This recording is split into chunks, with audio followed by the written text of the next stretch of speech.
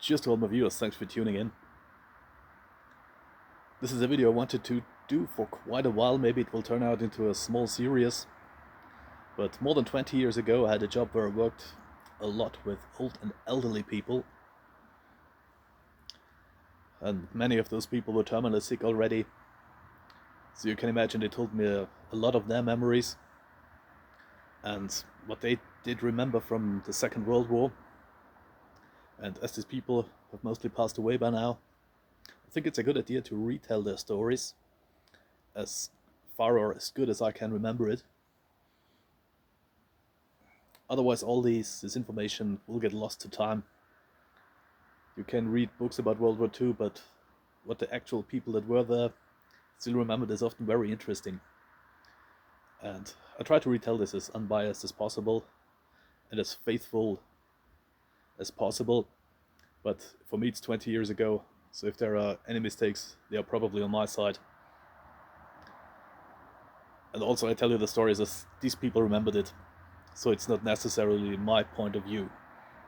But I try to be as faithful as they told it to me,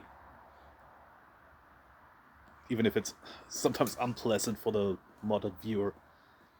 And these are not consistent action-packed war stories or something.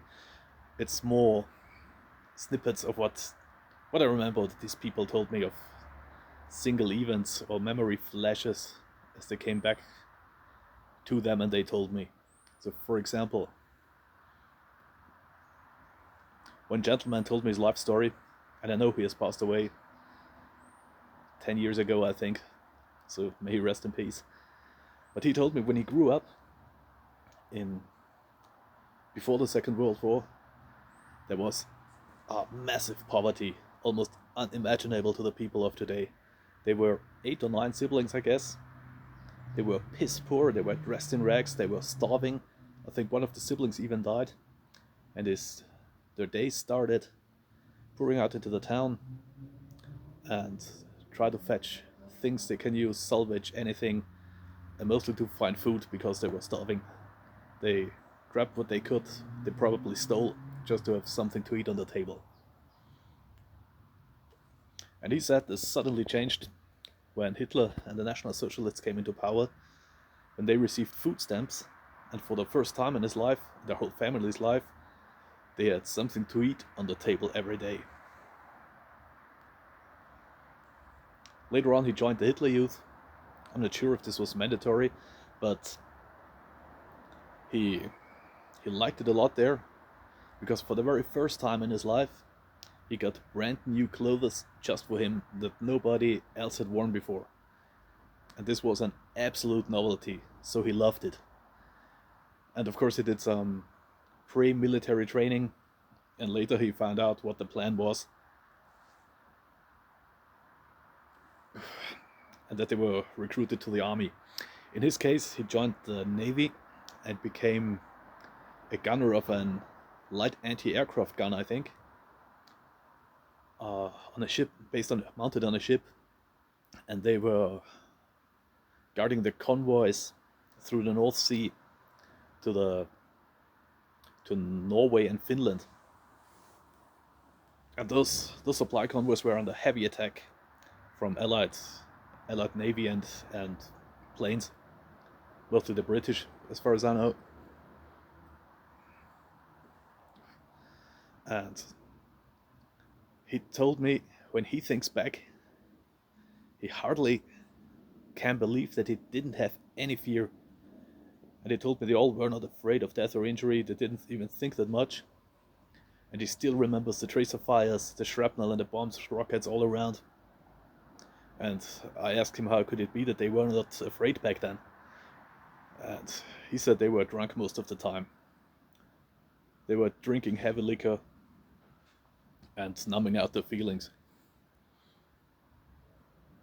He also told me that was a souvenir he brought home from war, a severe alcohol addiction. I don't know if he was a prisoner of war or not, I don't think so. But after the war they helped out at the farm worker, and they basically worked for food and shelter, heavy manual labor. So there wasn't much time to talk about PTSD or anything, and no one asked you about your feelings. And one day his wife told him that he have to make a decision. It's either her or the alcohol, and he has to choose one. And he picked her and got the alcohol addiction under control and hardly ever drank any booze. And yeah, he turned out to live a successful life, having very successful kids, with one I know personally, and equally successful grandchildren.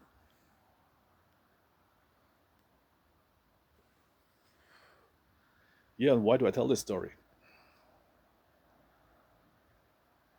I'm not here to judge anyone or point the finger on anyone, but just to show that on either side there were just normal people who were dragged into the greater events. And often it just depends on which side of a border you were born, even if it was just 50 meters away. That's it for now. Sorry, that's it for now. If you'd like to hear more like this, let me know and I can do a few more stories. Thanks for watching. Have a blessed week ahead. Stay safe out there, and I'm afraid we will have some hard times ahead, especially over here in Europe with ongoing global events. We will see how this turn out. God bless, my friends. Cheers.